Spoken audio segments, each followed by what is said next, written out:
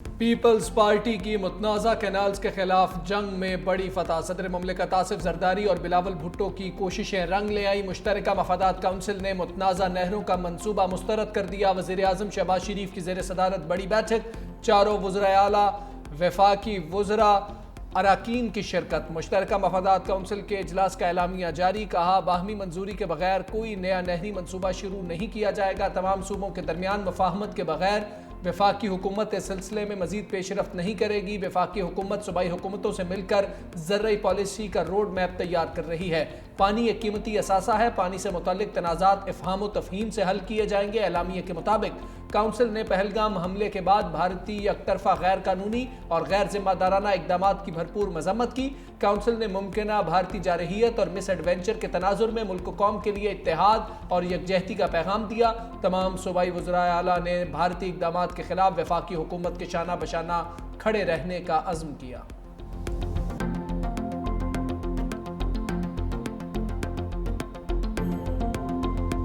فیصلہ ہو گیا، وفاقی حکومت کوئی نئی نہر نہیں بنائے گی۔ وزیر اعلیٰ سندھ مراد علی شاہ کہتے ہیں ہمیشہ سے کہہ رہا تھا کوئی نہر نہیں بن رہی۔ وزیر اعظم اور بلاول بھٹو کا شکر گزار ہوں جنہوں نے معاملہ خوش اسلوبی سے حل کیا۔ صدر آصف علی زرداری کو نہروں کے مسئلے میں گھسیٹا گیا ہے۔ صدر مملکت نے کہا بغیر مفاہمت کوئی فیصلہ ہوا تو تسلیم نہیں کیا جائے گا۔ پلاننگ ڈویژن اور ارسا کو تمام سٹیک ہولڈر سے مشاورت کا کہا گیا ہے۔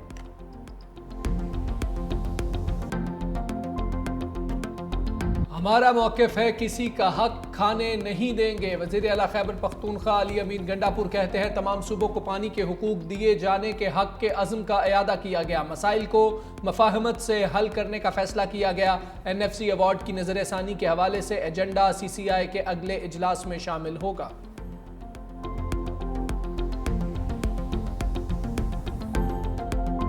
پاک بھارت کشیدگی آئندہ 3-4 روز اہم ہیں۔ وزیر دفاع خواجہ آصف کا خدشہ، کہا جنگ مسلط کی گئی تو بھرپور جواب دیں گے۔ دونوں ممالک کی افواج سرحدوں پر کھڑی ہیں، خطرہ تو موجود ہے۔ پاکستان کی تینوں مسلح افواج تیار ہیں، خطے میں جنگ کے بادل منڈلا رہے ہیں۔ ہم جنگ کے لیے ذہنی طور پر تیار بیٹھے ہیں، لڑائی ہوئی تو پوری قوت کے ساتھ جواب دیں گے۔ پوری قوت کا مطلب ہمارے پاس موجود تمام صلاحیتوں کا استعمال ہے۔ سلامتی کو خطرہ ہوا تو ایٹمی ہتھیار بھی استعمال کر سکتے ہیں۔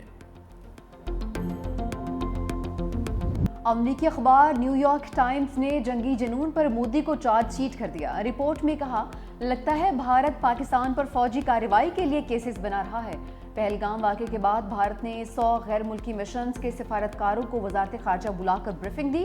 تجزیہ کاروں اور سفارتکاروں کے مطابق بریفنگ میں بھارت واقعے سے متعلق ٹھوس ثبوت پیش نہیں کر سکا۔ اب تک ٹھوس شواہد کی عدم فراہمی سے 2 میں سے 1 امکان کی نشاندہی ہوتی ہے۔ بھارت کو معلومات اکٹھی کرنے کے لیے مزید وقت درکار ہے۔ ان بریفنگ سے آگاہ 4 سفارتکاروں نے بتایا کہ نئی دہلی بظاہر اپنی روایتی دشمن کے خلاف فوجی کارروائی کے لیے کیس بنا رہا ہے۔ اخبار کے مطابق بھارتی حکام نے کہا کہ ان کی تحقیقات جاری ہیں۔ انہوں نے پہلگام واقعے کے ذمہ داروں کے چہرہ شناخت کے ڈیٹا سمیت تکنیکی انٹیلیجنس کے بارے میں مختصر حوالے دیے۔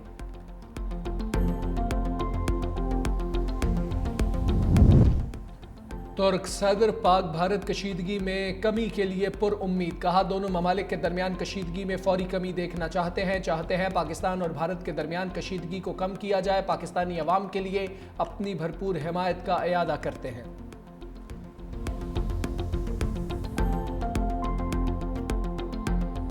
پہلگام ڈرامے پر راہنی دوست کا ایک بار پھر دوستی کا ثبوت، چین کا بھارتی پروپیگنڈے کے خلاف کھل کر پاکستان کی حمایت کا اعلان۔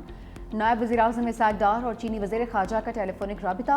وانگ یی کا پاکستان کی خود مختاری اور سلامتی کے مفادات کے درینہ موقف کا اعادہ، کہا چین نے دہشت گردی کے خلاف پاکستان کی کارروائیوں کی ہمیشہ حمایت کی ہے، پاکستان کے معقول سیکیورٹی خدشات کو پوری طرح سمجھتے ہیں۔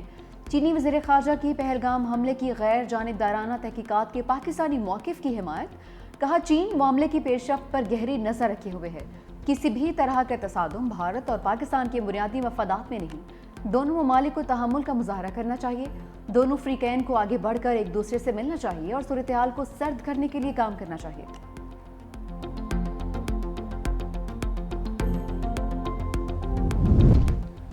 اسحاق ڈار اور قطر کے وزیر اعظم شیخ محمد بن عبد الرحمن الثانی کا رابطہ۔ نائب وزیر اعظم نے بھارت کے یک طرفہ اقدامات کے بعد قومی سلامتی کمیٹی کے فیصلوں سے آگاہ کیا۔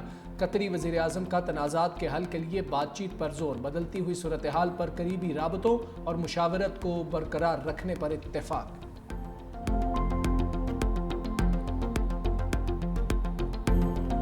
سینٹ نے پہلگام ڈرامہ پر بھارتی بیانیے کی کھال ادھیڑ دی۔ حکومتی اور اپوزیشن ارکان قومی مفاد پر یک زبان۔ سینیٹر عرفان صدیقی نے بھارتی الزامات پر سوالات اٹھا دیے۔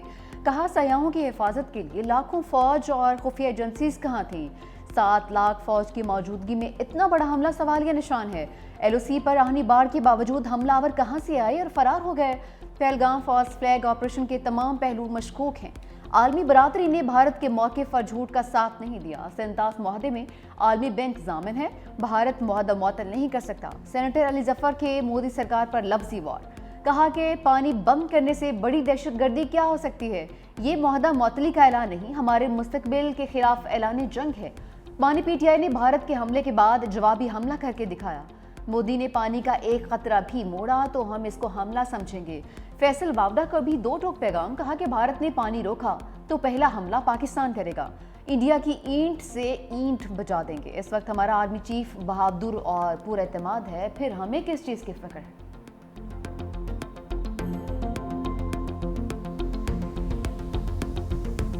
بلاول بھٹو نے پہلگام واقعے پر بھارت کے الزامات بے بنیاد قرار دے دیے۔ غیر ملکی میڈیا کو انٹرویو میں کہا پاکستان خود سب سے زیادہ دہشت گردی سے متاثر ہے۔ بھارتی اقدام کی وجہ سے خطے میں کشیدگی بڑھی۔ 37 معاہدہ معطل کرنے کا اقدام غیر قانونی ہے۔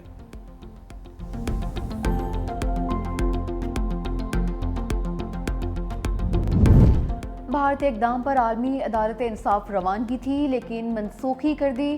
اٹارنی جنرل منصور عثمان کی سویلینز کے فوجی عدالت ٹرائل کے دوران دلائل۔ کہا کہ پہلے سندھ کینالز کے ایشو کا معاملہ زیر بحث رہا، اب بھارت نے جو کچھ کیا اس پر مصروفیات رہیں۔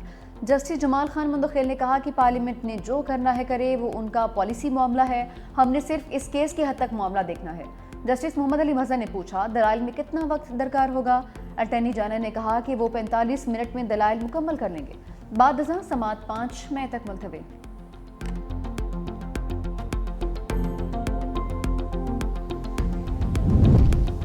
مودی کو جنگی جنون کا شوق۔ فرانس سے 7 ارب 40 کروڑ ڈالرز کے 26 رافیل طیارے خریدنے کا معاہدہ کر لیا۔ بھارتی وزارت دفاع کے مطابق معاہدے میں 22 سنگل سیٹر اور 4 ٹوئن سیٹر طیارے شامل۔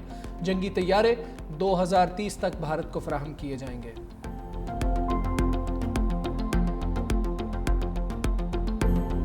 پہلگام فالس فلیگ آپریشن پر بھارتیوں نے ہی انگلیاں اٹھا دیں۔ بھارتی خاتون نے کارگل خونریزی کا ذمہ دار بی جے پی کو قرار دیا۔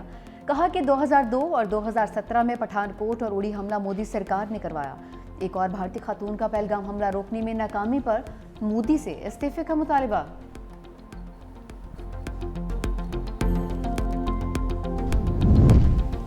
پہلگام فالس فلیگ آپریشن مقبوضہ کشمیر کے عوام نے مودی کی پالیسیوں کو ٹھکرا دیا۔ بھارت کے مقبوضہ کشمیر میں امن اور سیاحت کے دعووں کا پردہ چاک۔ کشمیری عوام کہتے ہیں مقبوضہ کشمیر میں ہر بات کا الزام مسلمانوں پر عائد کیا جاتا ہے جو اب کشمیری برداشت نہیں کرے گا۔ کشمیریوں کے دل میں کیا ہے وہ کوئی بھی نہیں سننا چاہتا۔ پہلگام میں جنہوں نے حملہ کیا وہ مسلمان نہیں تھے۔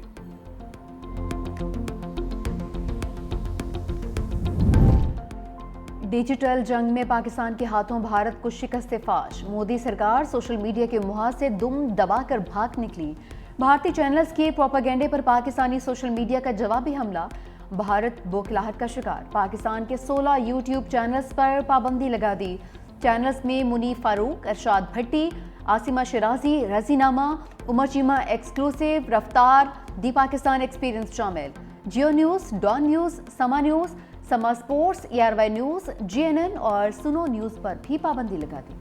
کرتارپور راہداری امن کی راہداری۔ پاکستان نے ثابت کر دیا پاک بھارت کشیدگی کے باوجود سکھوں پر کوئی پابندی عائد نہیں کی۔ یاتریوں کی پاکستان کے اقدام کی کھل کر تعریف۔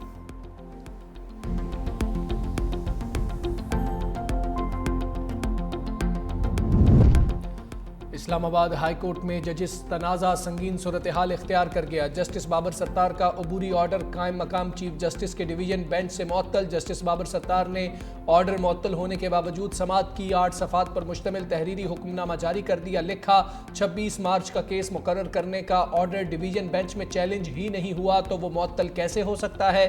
جسٹس بابر ستار کے نئے آرڈر پر قائم مقام چیف جسٹس اسلام آباد ہائی کورٹ برہم. قائم مقام چیف جسٹس کی سربراہی میں ڈویژن بینچ نے جسٹس بابر ستار کا آج کا آرڈر بھی معطل کر دیا.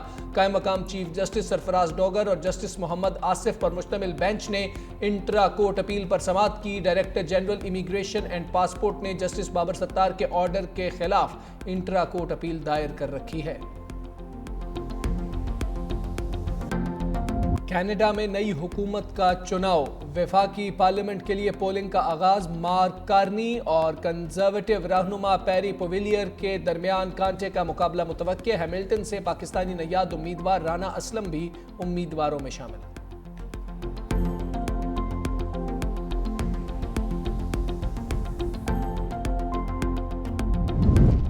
اسپین، فرانس اور پرتگال اندھیرے میں ڈوب گئے. یورپی یونین کے مشترکہ نیٹ ورک میں فنی خرابی سے بجلی کا break down.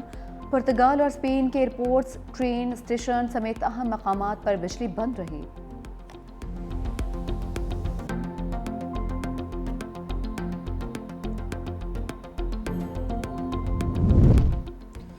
P S L میں اسلام آباد یونائیٹڈ کی ٹیم ناقابل شکست. ایونٹ میں 5 میچز جیت کر پوائنٹس ٹیبل پر سر فہرست. کراچی کنگز، لاہور قلندرز اور کوئٹہ گلیڈیٹرز کے 3 میچز جیت کر 6 پوائنٹس. رن ریٹ کی بنیاد پر لاہور، کوئٹہ اور کراچی بالترتیب دوسرے، تیسرے اور چوتھے نمبر پر موجود. پشاور زلمی کی 6 میں سے صرف 2 میچز جیت کر پوائنٹس ٹیبل پر 5ویں پوزیشن. مسلسل 4 بار فائنل کھیلنے والی ملتان سلطانز رواں سیزن سب سے پیچھے. 6 میچز میں صرف 1 میں کامیابی ملی. پی ایس ایل میلے میں 1 دن کی بریک. ملتان سلطانز اور کوئٹہ گلیڈیٹرز میں آج ٹاکرا ہوگا.